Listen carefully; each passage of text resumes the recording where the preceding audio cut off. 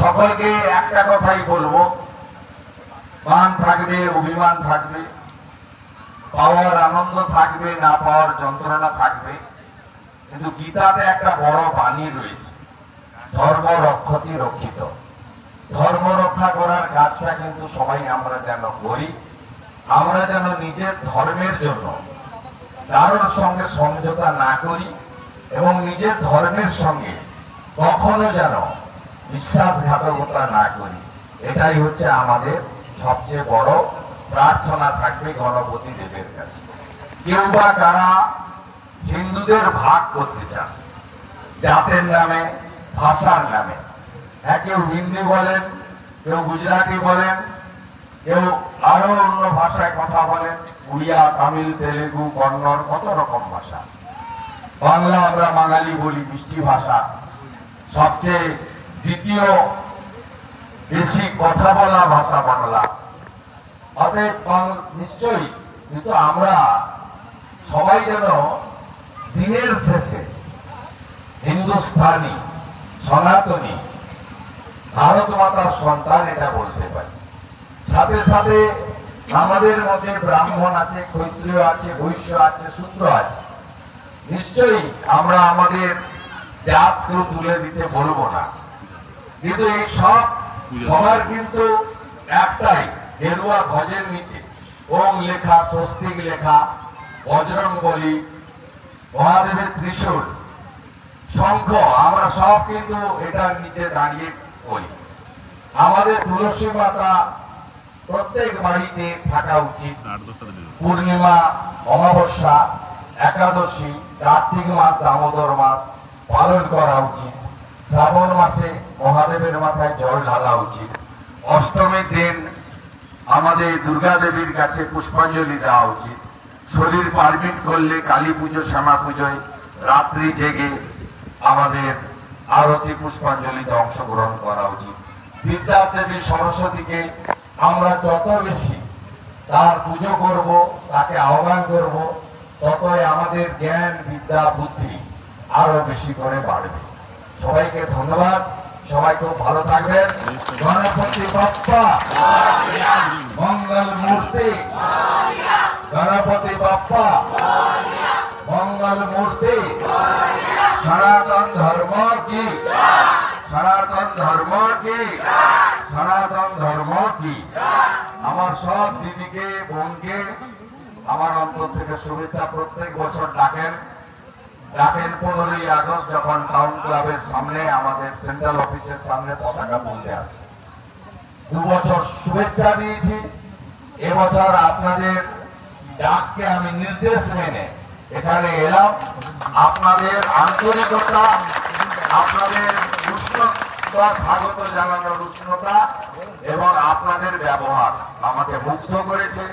ভবিষ্যতে একবার নয়, অনেকবার দেখা হবে। না জাগিলে লড়না, এ বিশ্ব জাগে না। জয় ভবানী, জয় শিবাজি, জয় ভবানী, জয় শিবাজি। আমরা কেউ ভারত পিতা বলি না, ভারত মাতা বলি। আমাদের স্বামী বিবেকানন্দ কুমারী পূজা বেলুর মঠে করে আমাদের কন্যা পূজন শুরু করেছিলেন। কষ্ট হয় অভয়ার জন্য, কষ্ট হয় কসবা ল কলেজের ছাত্রীদের জন্য। বাবার কাছে প্রার্থনা করব আর যাতে একটা, আমি এখানে দীর্ঘ বক্তব্য রাখবো না।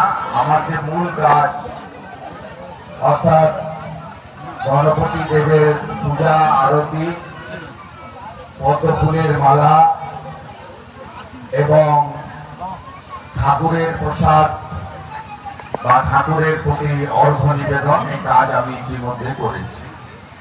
এটাই মূল কাজ ছিল। আমার মাতৃমণ্ডলী অর্থাৎ আমাদের দিদি, বোন এবং কন্যা সম যারা ছোট ছোট আমাদের বেটিরা এসেছেন, আমি সমস্ত দিদিদের, বোনেদের এবং কন্যাদের অন্তর থেকে শুভেচ্ছা জানাই।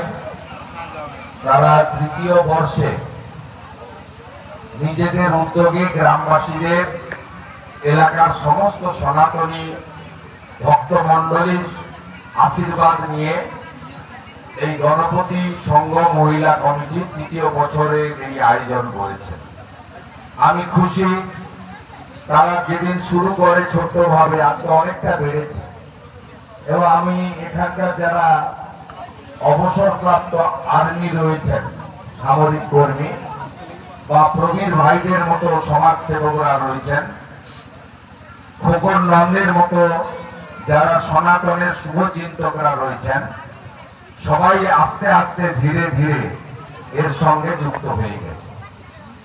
আমাকে মহাদেবের মন্দির থেকে শোভাযাত্রা করে নিয়ে আসার ক্ষেত্রে এখানকার পঞ্চায়েতের মেম্বাররা সবাই ছিলেন। আমাদের জানকীনাথ মন্দিরের রামু ভাই থেকে বিশিষ্ট সনাতনী প্রচারক অশোক করণ থেকে সবাই ছিলেন। আমি আলাদা করে আর সকলের নাম বলতে চাই না। আমাদের পঞ্চায়েত মেম্বার, ধর্মাধ্যক্ষ, আমাকে যেহেতু উত্তর ২৪ পরগনা অনেকটা রাস্তা, দুটো গণেশ পুজোতে যেতে হবে হাবড়া এবং পানিহাটিতে, তাই সকলের নাম না বলে একযোগে প্রত্যেককে অভিনন্দন জানাই। আমাদের যে সনাতন সংস্কৃতি রয়েছে, আমাদের বিভিন্ন অনুষ্ঠান হয় শাস্ত্র মতে, পঞ্জিকা মতে, হাজার হাজার বছরের রীতি মেনে হিন্দুদের মধ্যে। আমাদের যে পুজোর যে মরশুম আসছে সেটা শুরু করি কিন্তু আমরা গণেশ পুজোর মধ্য দিয়ে। গণপতি দেবকে পুজো করার মধ্য দিয়েই কিন্তু আমাদের এই পুজো শুরু হলো। এরপরে সৃষ্টি দেবতা বিশ্বকর্মা পুজো হবে, তারপরে মহালয়া দেবী পক্ষের সূচনা, মা আসবেন, আমাদের হিন্দুদের সবচেয়ে বড় পুজো দুর্গোৎসব হবে। তারপরে বাঙালিরা কোজাগরী লক্ষ্মী পুজো বাড়িতে বাড়িতে করবেন, তারপরে শ্যামা মা আসবেন, কালী পুজো হবে, চলবে জগদ্ধাত্রী পুজো, মাঝে ছট, তারপরে কার্তিক পুজো এবং সরস্বতী পুজো দিয়ে এই পুজো যে মরশুম শুরু হলো বা পুজোর যে আমাদের রীতিনীতি, হাজার হাজার বছরের ঐতিহ্য। কারণ সনাতন ধর্ম তো আজকের নয়, সবচেয়ে প্রাচীন ধর্ম। কত হাজার বছর আগে এই ধর্মের সৃষ্টি সেটা কেউ বলতে পারবে না।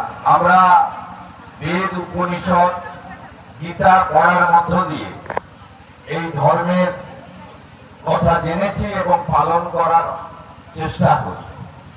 সকলকে একটা কথাই বলবো, মান থাকবে, অভিমান থাকবে, পাওয়ার আনন্দ থাকবে, না পাওয়ার যন্ত্রণা থাকবে।